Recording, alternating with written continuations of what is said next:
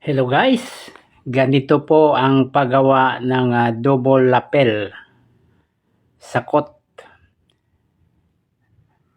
Gagawa muna tayo ng pattern. Yung pattern natin dito yung pilo na mismo, pampatigas. Yun na ang pattern natin, ganyan ang itsura niya. Saka ipapasada natin yan sa lining para kumbaga may lining yan para malinis siyang tingnan.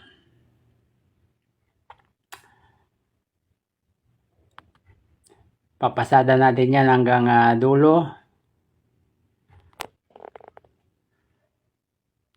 Ganyan po ang paggawa ng double lapel.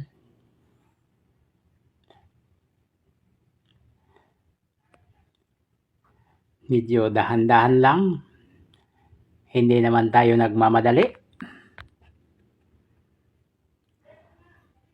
At pag na pasada na yan, ipapasada naman natin yan ng 1/16 sa kabila, yung sa lining mismo, para mapartida siya,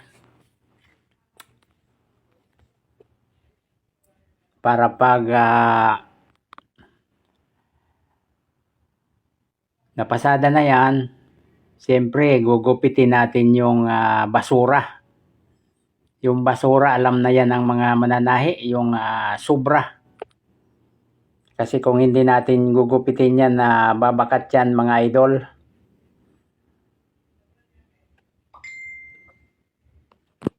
Ayan.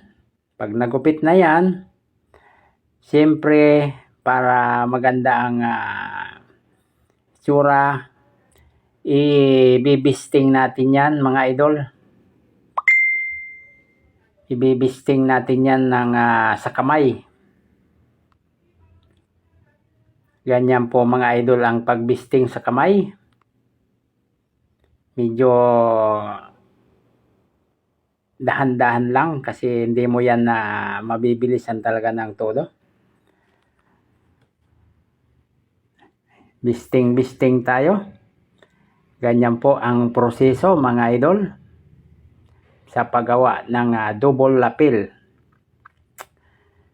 Yung lalagyan natin yan mamaya mga idol, buo ng coat, mayroon ng siyaw lapel yan.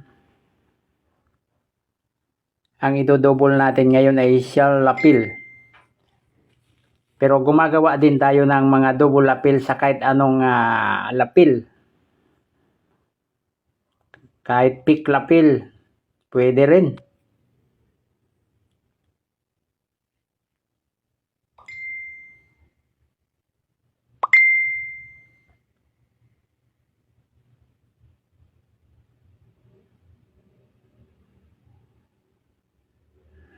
Ayan. Siyempre, paplansayin na natin yan yung gilid para matupi na, kasi ipapasada natin yan mga idol mamaya sa lining. Kasi kung ang iba niyan binabaliktad na lang yan. Pinapasada sa labas tapos ibabaliktad, pero hindi ako nagagandahan kasi nung hindi ko nagagawa yun ng maganda. Kaya ganito na lang ang ginagawa ko. Tinutupi kung silang parehos, pati lining, at saka ko sila ipapasada. Saka lilinisin natin ng kaunti para hindi man masyadong makapal. Ganyan po mga idol.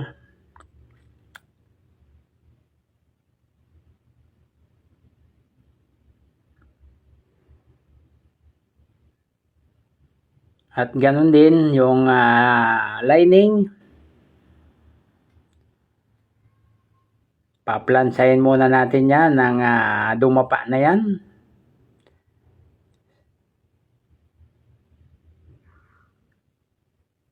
Saka natin itutupi din yung lining para pantayan na sila.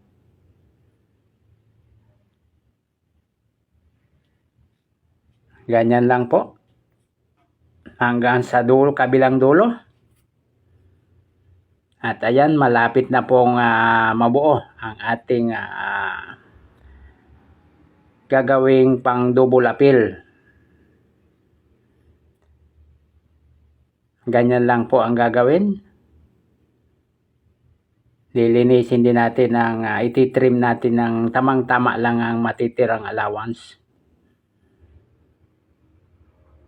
At ayan na po. Papasok natin sa loob. Para pag ipinasada natin ay talagang magkapantay lang po sila.